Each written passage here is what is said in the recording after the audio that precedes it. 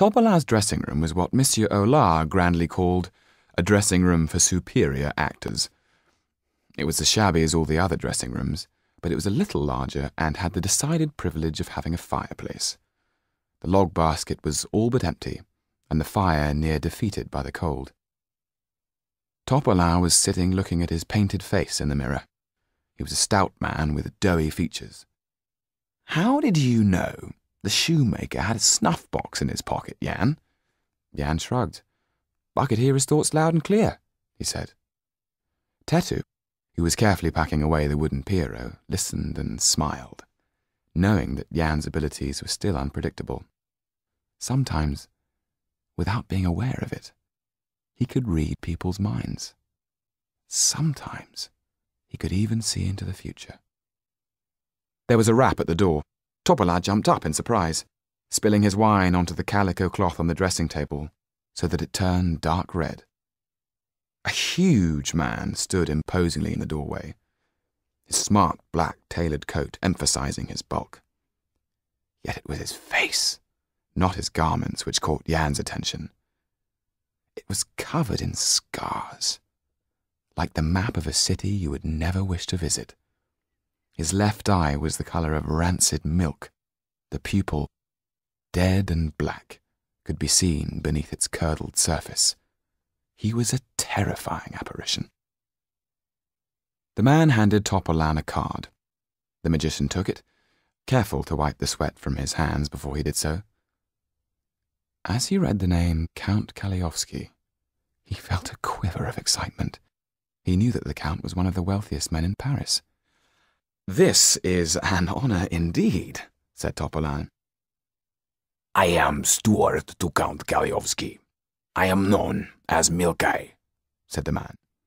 He held out a leather purse before him as one might hold a bone out to a dog. "My master wants you to entertain his friends tonight at the chateau of the Marquis de Villeduval. If Count Kaliowski is pleased with your performance," he jangled the purse, "this will be your reward. The carriage is waiting. You would ask for haste." Jan knew exactly what Topolan was going to say. "I shall be delighted. I shall be with you just as fast as I can get myself and my assistants together." "Haste," Milkai repeated sharply. "I don't want our horses freezing to death out there. They are valuable." The door closed behind him with a thud so that the thin walls shook.